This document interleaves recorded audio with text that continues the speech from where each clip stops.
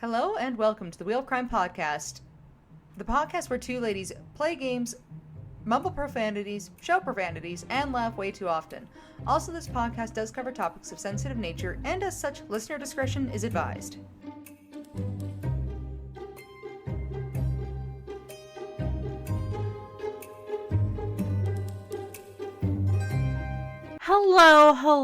Hello, and welcome back to yet another episode of the Wheel of Crime Podcast. My name is Jen. Whoa, yeah. And my name is Emily. Yeah. Welcome. Miley, is that you? Miley Cyrus? Miley Stewart? Yeah, that's me. I don't know where that came from. I was channeling, I guess. Yeah, you were matching my energy. I was. Yeah, we're back for another week here. It's going to be a fun week. I'm going to share a story with you guys here in a little bit after Jen and I hash out our boring adult lives as one does. Yes.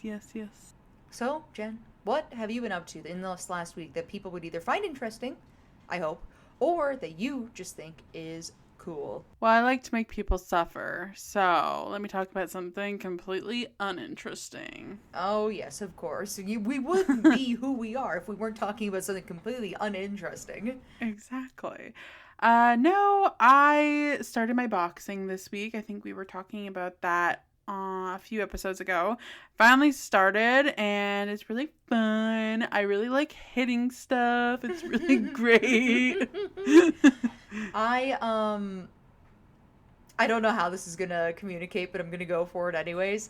I've been playing Tomodachi Life recently, and obviously I have a meme made of Jen, and there's an option where you can how do you put this? So you can kind of you can style your Mii's personality. So Right. you can give them things that are just things that they own and collect and they can play with, or you can give them things that are like hobbies.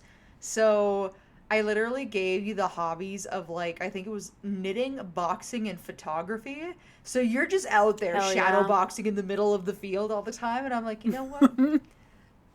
I can't wait to see this IRL. It's gonna be so good. I love that for the Tomodachi me. I would like to channel that in my real life as well. Mm-hmm. She's been busy. It's just, I don't know what it is. There is something very interesting about being able to, make little simulated friends and set them loose in a world and be like, what are you gonna do?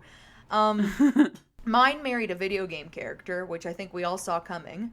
Don't know what my husband, who's also in the game, is gonna be doing. Probably also marrying a video game character, so we'll see what happens. It's funny, Emily sent me a little screenshot of me sharing a secret, and I did notice her husband in his little suit just sitting in the corner. Yeah. No, my favorite has been, and I was like, you have a Tyrannosaurus as a Rex as a pet, by the way, and you're literally outside walking that thing every day. That's literally the only thing your character does. And then Jen's me developed a crush on Gale from Baldur's Gate 3, which means nothing to Jen, but is really funny to me. Because, imagine a guy who's a wizard and has a cat, and literally he just talks with his one finger up all the time, and he's like, I have a cat, and a library, and a penchant for a glass of wine. That is literally, his entire, thing, shtick. Which I know Jen would find so cringy. So her me just literally panned to the camera at one point. She was like, I think I'm in love with Gale, and I was like, you are? This is so unlike you, girl. You surprise me every day. Or there's a video I sent Jen where, because I have Jen, one of our really good friends, and her husband also made his Mii's. And there's a video clipping of literally our friend trying to order food at a restaurant, and the waiter keeps ignoring him. And because the waiter's too busy seating me and Jen at a different table in the restaurant. Aww. And I was like, unfortunately, I think this has happened in real life too much. Accurate. I love it, though. It's fun. I'll have to give you some more updates next time I play, because every time there's something new, I'm like, damn, you guys are busy. It looks so fun. I really want to play. It's really interesting. It's time consuming in the way where it, like, if you want to be creative and funny, like obviously you got to put the work into it, but it is rewarding is the thing. Hmm. And then on top of that, I realized that the clothing that they have in the game now is all It's the just same the clothing. Animal Crossing clothing? It literally is just the Animal Crossing clothing. I literally saw a bohemian shirt for sale and I stared at it for a full like 5 seconds and I was like, I've seen you before. Well, my husband was watching a stream of the game, and I just walked into the room, and and they were going through like the different clothing options, and I was like, "Oh, it's the clothes from Animal Crossing," and he's like, "It is?" Yes, And I it was like, is. 100% it is. I would know that fuck ass heart sweater anywhere. Exactly. And it keeps happening and I'm like, okay, so this is like definitely riffing off of Animal Crossing a little bit for that. I wouldn't say the game is necessarily cutesy, but it is like it's kind of just the cracked out Sims. It's like cracked out Sims with Animal Crossing, which is so weird, but I'm into it. You know, it looks really fun. So I think I'm gonna have to give it a go It's once I'm actually done so much fun. Pokopia. I have been part-timing between Pokopia and Tomodachi because I have no self-control. So I do Pokopia for like chill downtime. I do Tomodachi for like creative fun time. I love that for you. I have been so busy with all the activities that I have not really even been home. But Fair anyways, enough. we have been yapping for like 7 minutes. It's true. So And yapping is an activity that you are very passionate about in Tomodachi life. You love to tell people about how much you love to yap. I'm a professional yapper on and off screen. And on and off air. And with that, I am going to get into our wheel of questions so that you can try and guess what my story is for you today. All right, shall I spin the wheel? You shall. What is the most superstitious thing that you do? See, I'm not superstitious, but I'm Just a little stitious. I love saying that. It's funny. It's good. I knock on wood. I now will throw salt over my shoulder, like spilled salt. Mm-hmm. Never used to do that. And a few years ago, I was making eggs and a bunch of salt spilled out. Like, I went to go shake my salt and a bunch of salt spilled out and I didn't throw it over my shoulder or whatever. And then my apartment flooded 2 days later. So It's not funny, but I'm kind of superstitious about the salt thing now. maybe. Yeah. Same for me, literally on both of them. I knock on wood. I always have. I feel like it's just habitual at that point. Salt over the shoulder, I actually did more when I was younger. And then I went through a phase where, like, I got my own house and I was like, I'm kind of tired of cleaning up salt. Like, I'm a messy girl. But now I do it again because I'm like, meh. No. For good measure. Yeah, I'm like, I've had enough experiences now where I'm like, it's a just in case, you know? It's like a little, like, you never know. Exactly. For safety reasons. What about you? Do you have any others superstitions? You know, I was thinking about that, and I feel like as far as the traditional ones go, like the ones that when you think of somebody who's superstitious, what comes to mind?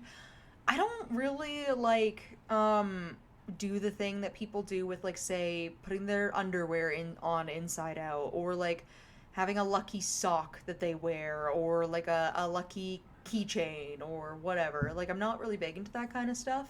Sorry, people put their underwear on backwards? Yeah, inside out.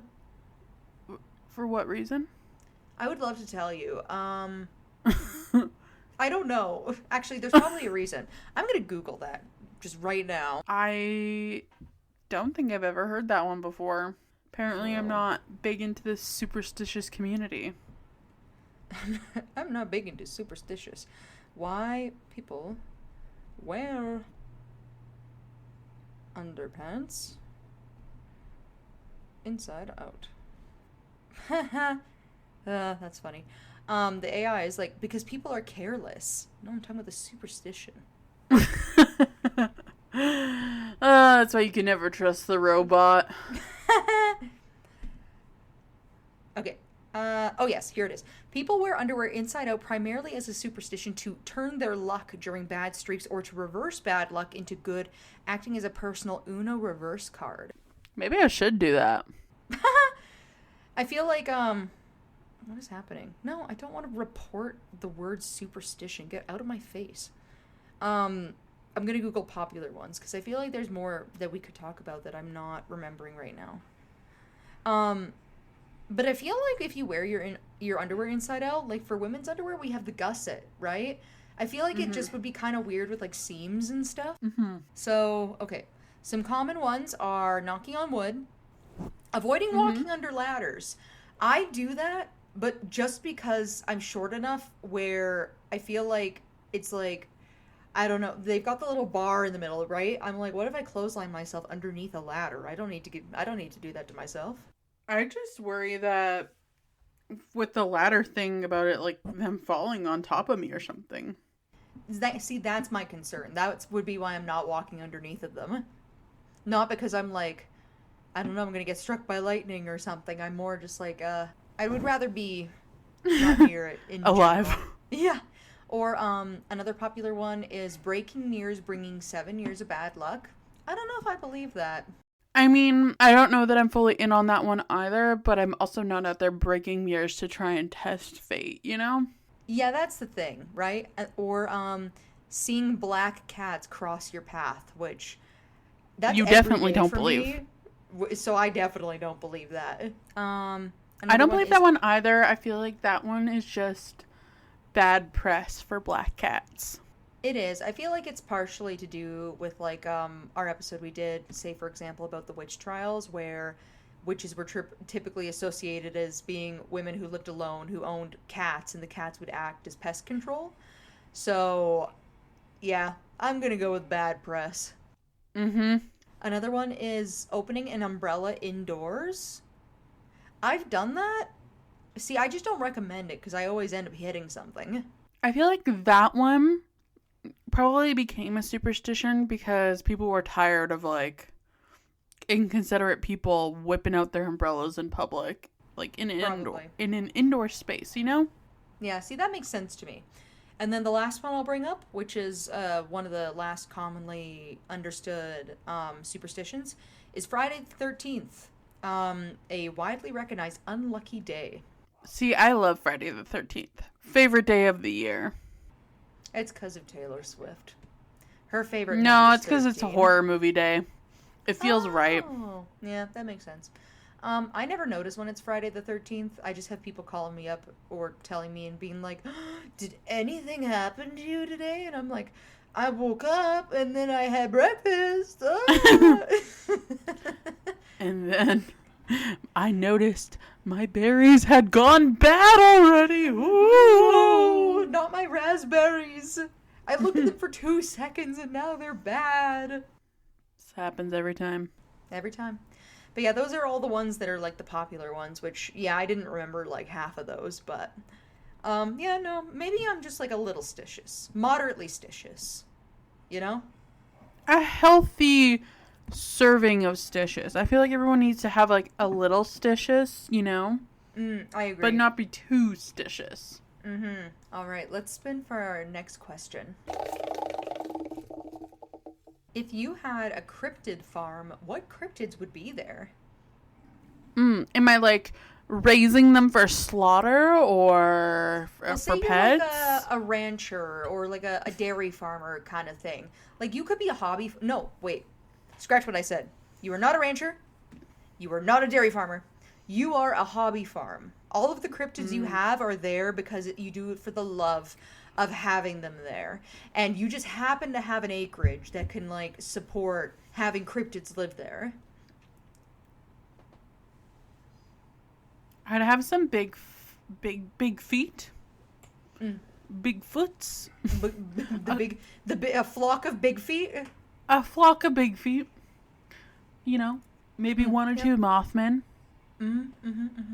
I would love a Ogopogo. Oh, yep. Or a caddy. Yep, to keep in your koi pond, except for instead of koi, you'd have a caddy. Exactly. Perhaps... What other good cryptids are there? I don't know. I feel like at this point we talked about 1 million of them. None of the spooky ones.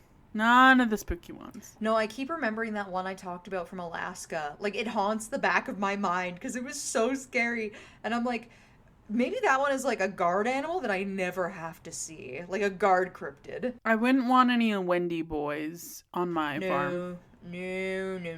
That's too human. Like, my cryptids need to be like super cryptid, you know? Yeah. I don't want any not deer either. I wouldn't mind a couple of not deer, you know? I feel like on my cryptid farm, it would be like very like nature inspo. Like, I would want, obviously some Mothmen, because you gotta have your bug types there. I'd be okay with like a couple of not deer, or like I don't know about a flock of big feet. They feel like they might be a little bit high maintenance. But at the same time, I think having 1 or 2 Yeti could be super cute. A Yeti would be cute. A Jersey Devil could be fun. I don't know if you would want more than 1, though. I feel like 1's a good number. Like 1 just to have in with your Mothman. Maybe some gremlins? Oh, I would love some gremlins. But I feel like gremlins are one of those ones where they like self-populate a little bit too much. So you got to make sure you're like keeping the population low. Yeah, control that population. Yeah, what else? So you need something to cull them occasionally. Yeah, what cryptid would eat a gremlin? What do you think?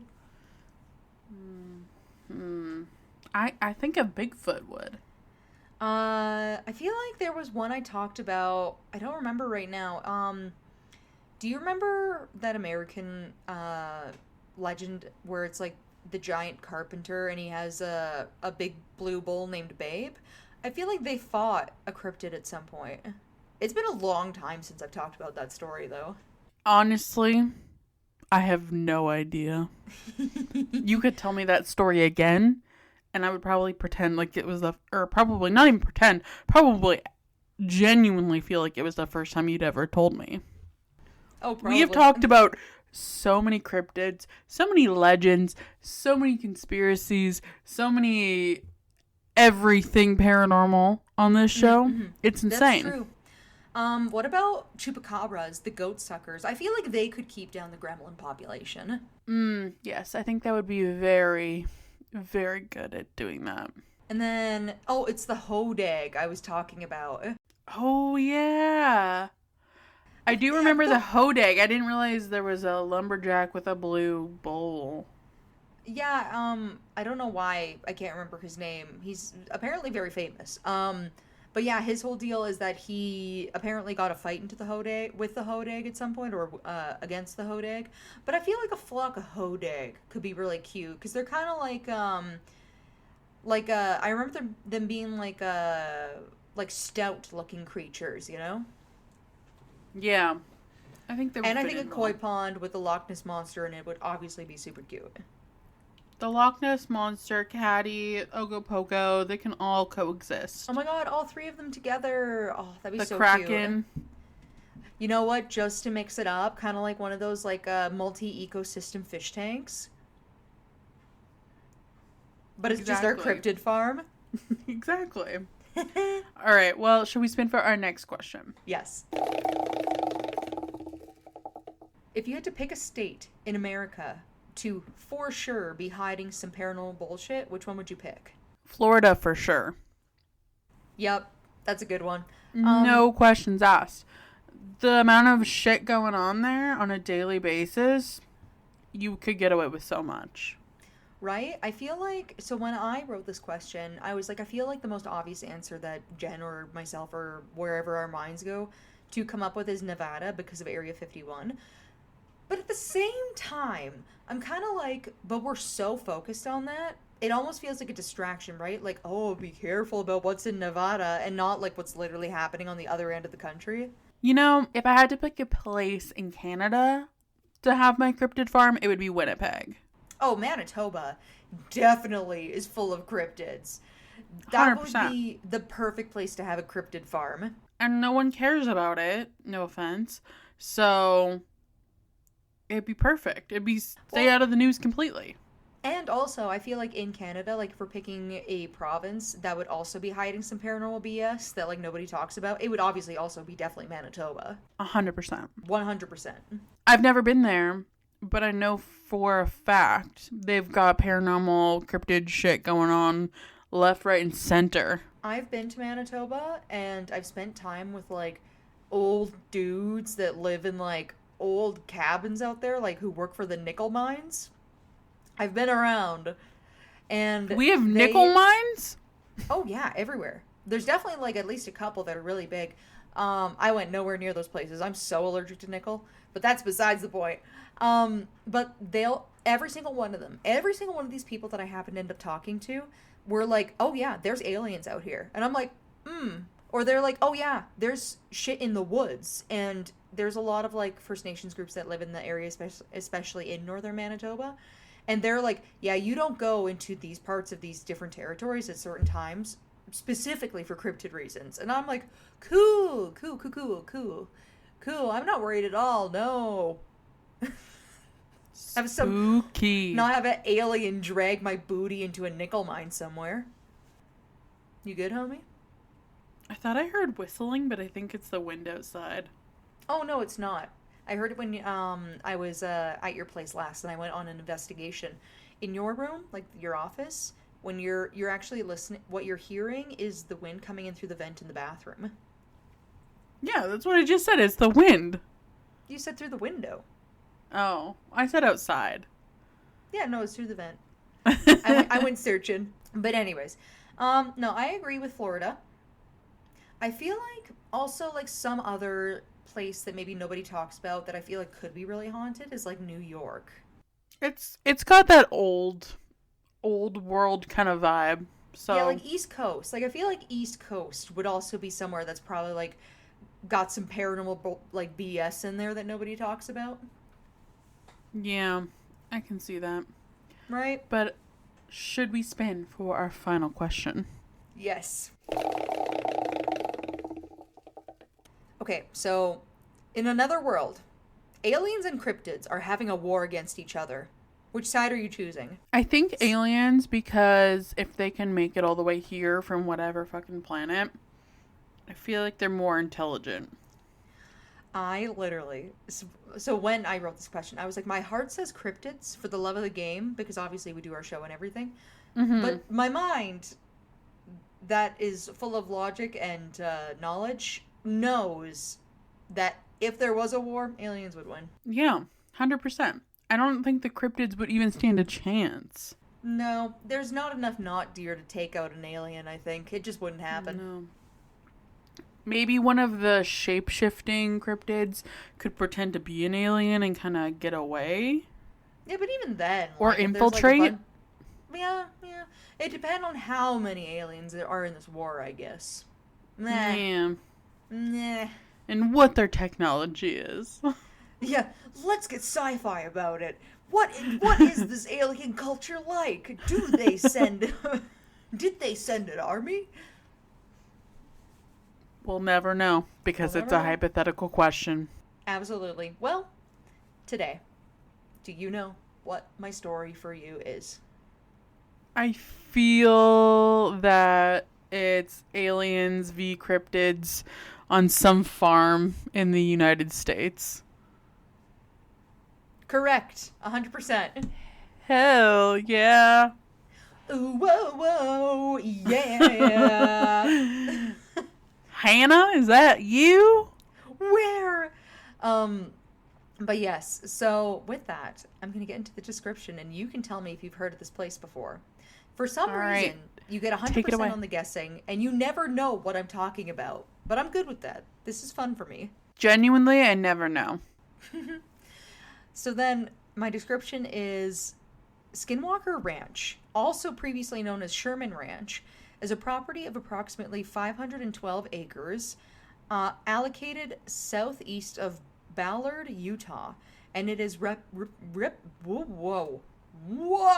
we're backing up. Ballard, Utah, that is reputed to be the site of paranormal and UFO-related activities. Its name is taken from the Skinwalker, which is a malevolent witch in Navajo legend. So, also, I would like to clarify that there is confusion between what a Skinwalker is and what a Windy Boy is. So, Windy Boys, also known as Wendigos, are what we call them, because it is bad luck to say their name out loud, talking about being a little stitious, especially with where we live, because that's kind of that's like our part of the world's whatever you would call it, cryptid that comes with where we live. So I'm like, it's a little too close to home, and they're a little too freaky, so I'm not going to play those games. But for a long time, I thought that skinwalkers and them were the same thing, but they're not. Skinwalkers are a type of witch from First Nations culture. I'm genuinely so shocked you actually said the name aloud. I'm not even allowed to say the name aloud. Emily banned me. I did. I banned her. Well, because you were abusing it. You were saying it too much. That's what brings them in. But the reason why I'm saying it is because I did notice that it was coming up in some conversation that when we say that, people don't know what the fuck we're talking about. So this is just your once every your 3 one and years. Only ticket. Yeah, your one out of every 3-year comment on what exactly a Windy Boy is. So, with that, have you heard of a Skinwalker? Have, and I also thought they were the same. I thought they were kind of interchangeable. Me too. So that is a misconception. But with that, I'm going to get into my story for you today because it is a interesting one. I'm so excited. I'm very intrigued. Yes. So, in Navajo culture, a skinwalker, or same thing basically, it's just a slightly different verbiage, is a type of harmful witch who has the ability to turn into, possess, or disguise themselves as an animal. The term is never used for healers. The Ye Nalushi, or I want to make sure I'm saying that right, the Ye Naldulushi, translating to by means of it, it goes on all fours, is one of several types of skinwalkers within Navajo beliefs. These witches are seen as the antithesis of Navajo values, performing malevolent ceremonies and using manipulative magic in stark contrast to the beneficial works of medicine people. The legend of skinwalkers is deeply embedded in Navajo culture and rarely discussed with outsiders. This reticence is partially due to the cultural taboos and the lack of contextual understanding by non-Navajos.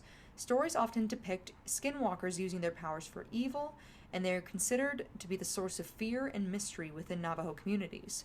Traditional accounts describe them as being powerful sorcerers who, after engaging in various nefarious acts, gain the ability to transform into animals at will. So, very different from the Windy Boys. So, our Windy Boys are basically people, I don't think this is exclusive to First Nations culture, but they're people who have basically abandoned their humanity and they turn into cannibals. And because they turn into cannibals and have abandoned their humanity, they then turn into cryptids. So, very different. Right.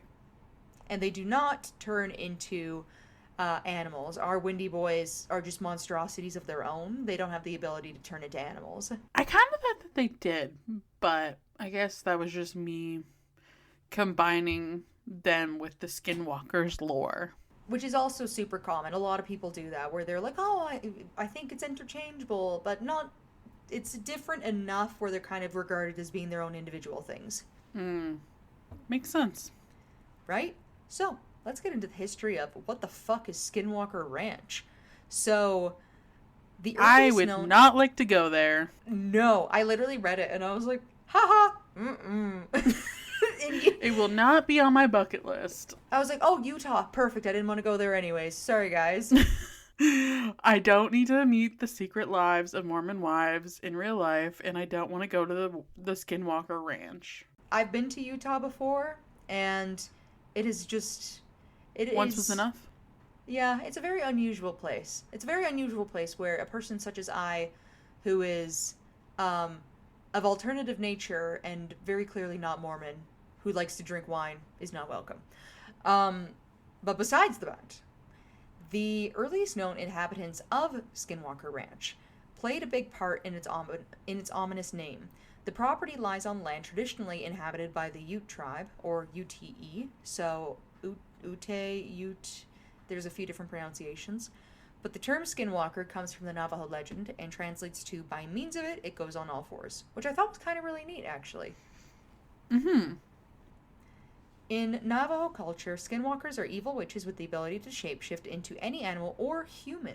The skinwalker legend is not well understood outside of Navajo culture, as we kind of already reviewed, but what little is known about it by outsiders is enough to inspire scary stories of all varieties. One such story involves the Ute tribe. The legend goes that during a time of hostility between the Utes and the Navajo, members of the Navajo decided to unleash skinwalkers upon their enemies, and those skinwalkers still stalk the land today. Now, the idea of shapeshifting witches in the present day Uinta Basin might be hard for some people to believe, which is a part of Utah, the Uinta Basin, but it isn't too hard to believe for the Sherman family, who purchased the ranch in 1994 with the intention of settling down and relaxing in their new country home. If that sounds like the beginning of a horror movie, it's for a good reason. The Shermans experienced a lot of spooky going-ons during their time at the ranch, most notably with something matching the description of a skinwalker. One night, Terry Sherman heard a noise outside and was startled to see a wolf in his yard, one much larger than any he had ever seen. Terry grabbed his gun from inside and shot the wolf several times, but his bullets appeared to do no damage whatsoever. Although the wolf did eventually take off, its tracks disappeared entirely as Terry chased it, as if it had simply vanished into thin air. Spooky! Mm-hmm. So, could it have been an ancient skinwalker that scared them? One thing's for certain, it was far from the only scare that the Shermans got during their time there. During their years at the ranch, they reported seeing various kinds of flashing lights and mysterious objects in the sky, strange circles in their fields, and mysterious voices floating overhead, and countless cattle mutilations. Oh, so that gives more alien. Mm-hmm. And I don't know if you remember way back when, because I did an episode on livestock mutilation at some point, because it is so weirdly the same but diverse, I guess. Yeah. It's a whole thing to unpack, because it's enough consistencies with these stories where you're like, there's something happening, but like, what is it? I have no idea. Like, just weirdly too weird to be a coincidence. Yeah. So then, unlike those families in horror movies, the Shermans decided to dump the property before it was too late. They then sold the ranch 2 years later in 1996. Right? I know. I'm like... I like the way these people think. Well, and you also got to think, too, like, that's a big purchase. Like, I feel like if you have a family, you move your family into the farm, you get all set up, and then weird bullshit starts happening. Like, 2 years is a pretty quick turnaround. That's literally moving there, having a scary enough experience where you're like, yeah, we're spending whatever time... And then we're leaving expeditiously. I get it. I completely am on their side with this one. These are the smartest people you've ever told me about.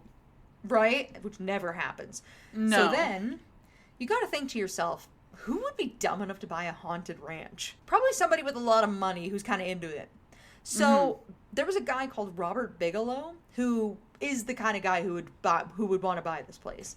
And just a year earlier, he had founded in 1995, he founded the National Institute for Discovery Science to fund research on UFOs and the paranormal.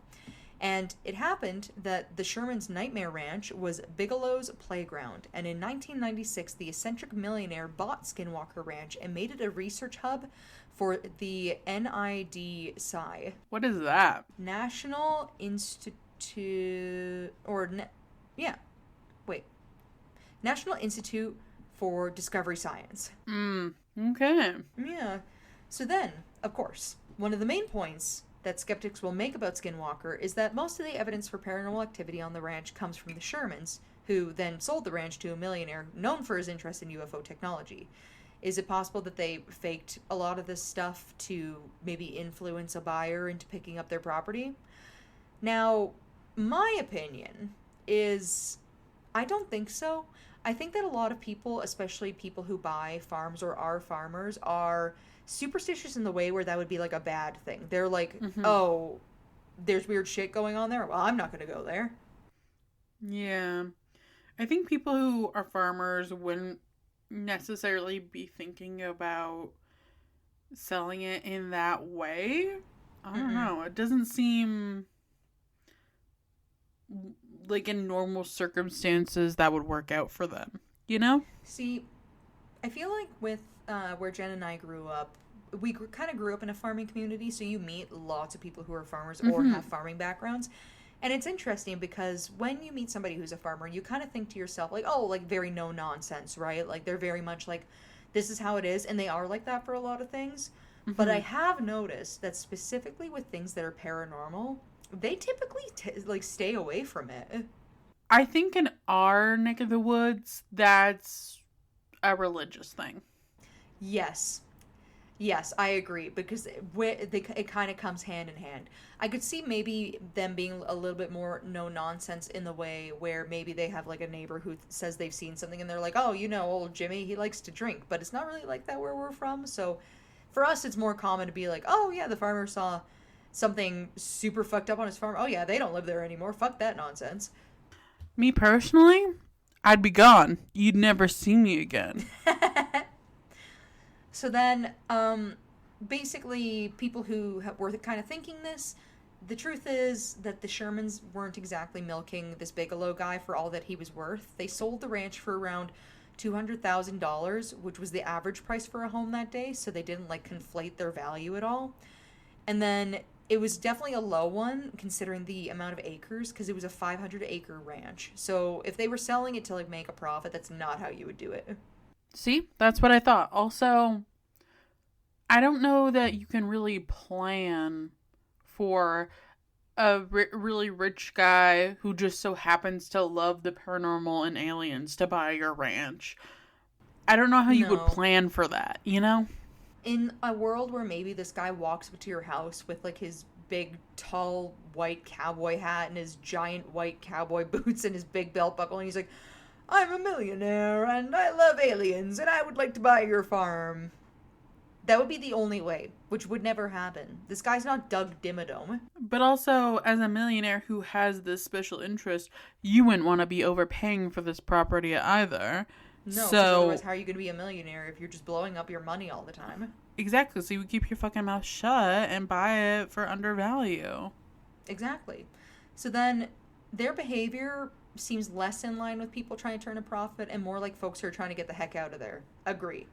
Mm-hmm. So, what exactly did this Bigelow guy and the National Institute of what did I say? Discovery Science. Discovery Science. National Institute of Discovery Science. So, what is it that they found? Blah, blah. Well, if they found anything definitive, world-changing evidence of UFOs or alien life, they kept it to themselves. What they did find that we know of was much the same as the Shermans. The NIDS SCI researchers have shared stories of mysterious creatures with otherworldly eyes that shine through the dark, cattle mutilations, including one that occurred in the middle of the day, less than an hour after they had seen the cow alive and healthy. It is also noteworthy because there was a complete lack of blood inside this cow, even though it had been almost completely disemboweled, which is so on par with exactly what I was saying in our last episode where we talked about cattle mutilations, where they're missing body parts and they're missing blood and there's no mess. I feel like it tracks. It does, doesn't it? So the NIDSCI's stories definitely add mystery of the Skinwalker, but with years of research and millions in funding, you might expect something more, where their lack of evidence could serve as evidence itself. On many occasions, their expensive audio and visual equipment failed to capture what several eyewitnesses had clearly seen, from large mysterious animals to flying orbs in the sky. Then the NIDSCI disbanded in 2004, but they maintained ownership of the property until 2016. When Skinwalker finally did change hands, it was passed off to a group that would experience a lot of the same anomalies and frustrations as the NIDSCI. So, in 2016, Bigelow sold the ranch to a buyer who wished to remain anonymous for a whopping 4 years. This guy ended up being a man named Brandon Fugel, who is a Utah real estate mogul, and he announced in 2020 that he was the mysterious owner, and that the History Channel would be recording a reality TV show on the property titled The Secret of Skinwalker Ranch. The Secret Lives of Cryptid Wives. Oh my god, I would watch the shit out of that. Oh my god, TM, guys, don't steal our idea. TM. So then, where am I? That was so good. Okay, so the show portrays Fugel's attempts to bring scientific approaches to the mystery surrounding the ranch. Surrounded by a team of experts in a range of scientific disciplines, as well as a guy named Dragon, which is hilarious. Hell yeah. Hell yeah. Fugel seeks answers to the questions that he and countless others have asked over the years. If it sounds a lot like NIDSCI, that's because it is.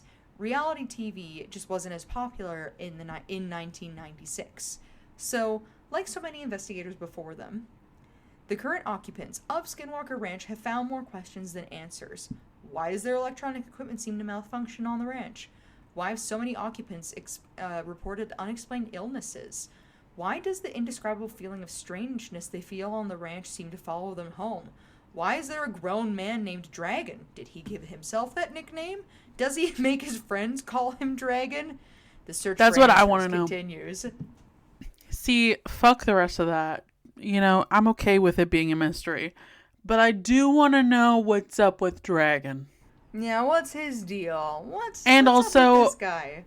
I would like to know what's up with the secret lives of the Cryptid Wives. Secret lives of Cryptid Wives. It is so secret, that's why we haven't heard of it yet. Yes. So, the inhabitants of Skinwalker Ranch may have reported slightly different stories over the years, but they have a few things in common that are hard to shake. Most notable is the strong conviction that what they are seeing is the real deal, and it's a conviction shared by many in the area. Since the 1950s, there have been hundreds of reports of UFOs and unexplained phenomena in the Uinta Basin, and not just at Skinwalker Ranch. Neighbors of the ranch report seeing various types of bright lights in the sky, often appearing as a shape that looks like a doorway or a portal, and others report giant flying objects. Cattle mutilations, as we've discussed, are also common. Some neighbors have reported seeing cows that appear to have been struck by lightning with no sign of scorched earth to be found. One group shared a story. I know. One group shared a story of trying to spot UFOs one night, only to return and find that their car had been moved without a trace of tire tracks into the desert sand. Perhaps, though, most horrifyingly, is the story of a group of History Channel production assistants who have to get coffee for Dragon every day. This is a quip, by the way, from the website. You know what? As someone who used to be a PA in the beginning of my career, I really do feel for them. Right? And it's funny because, so basically, my story today, there's an actual Skinwalker Ranch website where you can get all your information on, like, their history, so that's where this is from. And I was reading through and I was like, I kind of love the little bits they have in here about the production team. It adds flavor, it adds personality. That's seasoning, if you will. Yeah. So, there are plenty of theories as to what's going on over at Skinwalker Ranch, and some of them are pretty out there. But there's definitely something going on, so, like, what exactly do we think it is? So people have theories on, you know, if this is legit, like, you know, it's been however many years, like 94 at this point. It has been like a hot minute ago, you know? So the theory that most people have is that these people are lying to make money. So it's kind of like, yeah, I guess. I feel like this is always, like, the thing, though, with, like, cryptid or ghost stories that, like, get any kind of, like, attention. Most people are like, well, obviously you're lying for money. And it's like, I feel like there's easier ways sometimes to lie for money, you know? What a boring explanation, you know? Yeah. Right. So then, the slightly less boring option is theory number 2 that most people have, which is that these are aliens and not cryptids. Ooh, I like it. Yes. I'm on board. So, people say aliens because it explains a lot of the things that people see in person, for example, that they can't catch on equipment, like the bright lights, the flying objects, the strange voices, the electrical disturbances, and, of course, the cattle mutilations. Right. Then there's the third theory, which is interdimensional visitors. So, similar to the alien one, and so it's, like, it's similar enough, but it's kind of different. So a lot of people think that instead of it being aliens, that this area is like, do you remember? I feel like it was like a while ago. I was talking about how there's like a lot of people who believe like that the astral plane or like the spirit world or whatever you want to call it is like just on the other side, but that there's like thin places around, and it has to do with like the latitude and the longitude of the planet and like ley lines and stuff like that. So this is kind of that, where they're like, oh, Skinwalker Ranch, like this area, it's just a thin place. So there's a lot of like things moving in between, like, you know, the spirit world and this world and etc. Astro plane has been mentioned. This is a good episode. It is a great episode.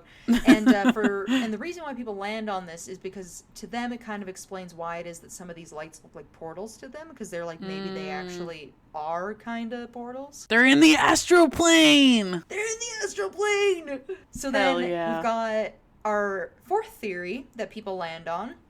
And this is kind of like the last one, because funny enough, for a place called Skinwalker Ranch, most people don't actually get to the Skinwalker part of the ranch's theory. Most people think it's aliens, but the fourth most popular theory is geophysical processes causing the brain to hallucinate. So this one I'll explain a little bit because it's a little weird. So this theory was developed by neuroscientist Michael Persinger, and this theory posits that geophysical forces like tectonic plates, seismic activity, geomagnetic fields, and others may affect a part of the brain involved with creating hallucinations. Under this reasoning, everything experienced at Skinwalker would be the result of increased seismic activity in the area. Makes sense for Utah. All the big egos. Yeah. See, I thought it was neat because I was like, you know, we've talked about so many different theories that people come up with when it comes to paranormal things, especially with my stories on this show. And I don't know if we've really had this theory come up where they're like something similar for sure, but not like, oh, it's because of the tectonic plates causing you to hallucinate. I'm like, that's a new one for me. That's a new one for me too. But maybe it's all the Mormon Jesus stuff. It could causing more friction in the tectonic plates. You know, it's the secret wives of the Mormon wives, and it's the secret wives of the of the cryptid wives. Secret lives of cryptid wives, and they're just fighting for airtime. Yeah, they're fighting each other in the astral plane, and it's causing a lot of stress in the air. They're fighting for views on TikToks and airtime on Hulu. It's a tough time over there in Utah. So, since the ranch is on private property, you can't really visit it without being invited by the owners, if anybody was ever interested in checking this place out. But, or hang on. Without being invited by the owners, so basically it's like these are owned by, like, regular people. Unless you know them and you're friends with them, don't show up. Fair enough. So then, if you're interested in it, oh yeah, here's another quip that they added in. We don't recommend trying to sneak in either because their head of security is pretty tough. We won't say who it is, but their name rhymes with Tragan. Hell yeah. Hell yeah. But if you're interested in a UFO sighting of your own, there is a campground that is close to the outside of the ranch that advertises UFO-themed tours, and they're the closest you can legally get to the ranch, I guess. Otherwise, in the Uinta Basin, they have at their state parks actual like nighttime viewing platforms because of how the sky looks. At Steinnacher Starvation Reservoir, which is a crazy name. Or Starvation Reservoir. Which is a crazy name. Damn. Or Red Fleet State Parks. And also, by the way, because I saw all this information on their website, there's also a live cam paranormal stream available on the actual website. So if you're like, I kind of want to see what's going on there, you can be like, oh, live camera, beep boop bop. Let's see an alien. I'm going to watch all night and wait. Watch. Tonight's the one night that something paranormal will show us up on camera. And you're the only person who sees it. Wouldn't that be something? That would be something. But, I mean, that brings us to the end of my story for you today. What do you think, Jen? Is this, what way are you feeling? Are you feeling like maybe the cryptids got left out of the story and it actually is the cryptids? Is it aliens? Is it tectonic plates? You know, is it something else? I feel like I need to run over to Hulu because I've got a great idea for them. So, BRB. But in all seriousness, kind of, I feel like the cryptids weirdly did get left out of this for a place called Skinwalker Ranch. It was severely lacking in skinwalkers. Yep, it's just a part of the history. So, I mean, do I kind of feel like the cryptids should have gotten more spotlight if it's going to be called Skinwalker Ranch? Yeah, kind of. At the same time, I'm like, if they've got way more stuff going on with UFO things, though, like, I would be curious on how the hell they happen to have a history of cryptids and then, like, a modern history, I guess, of aliens. I feel like it's weird to have a 2-for-1 family special on cryptids and aliens. And I think it must mean there's something fucked up going on there, and I don't know if I want to know. It's Maybe plates, it is the I tectonic guess. plates. I know. I was like, it's strange enough. I could consider that. Mm-hmm. Me too. I'll ponder Yeah. that this evening while I'm watching the live stream. And with that, that brings us to the end of today's episode. If you liked our episode, please make sure to leave us a review on wherever you're listening to our podcast. We also have our website, which is www.wheelofcrime.com. You can check us out on there. We have our Patreon, which is Wheel of Crime at Patreon. We have our... What do we have? We have our email, which is wheelofcrime@gmail.com if you'd like to send us an email. We have our social media, which is on Facebook, Instagram, X, and TikTok, all at Wheel of Crime. And lastly, we do keep our listener forum up 24/7 now. I was going to say 24 hours in a day, 7 days a week. Guess what? Same thing, 24/7. So that's always up. If you listen to today's episode and you're like, I've been there before, or I've seen an alien, or I have a ranch and it's full of cryptids, write in and tell us all about it. You can get a feature on our next listener episode. We do not, as far as I'm aware, have a scheduled date for our next listener story episode, but we do them quite frequently throughout the year. So write in and potentially get your feature on our next listener's episode. Yes, and that's it. That's all. We'll see you next week for another new episode. Okay, bye.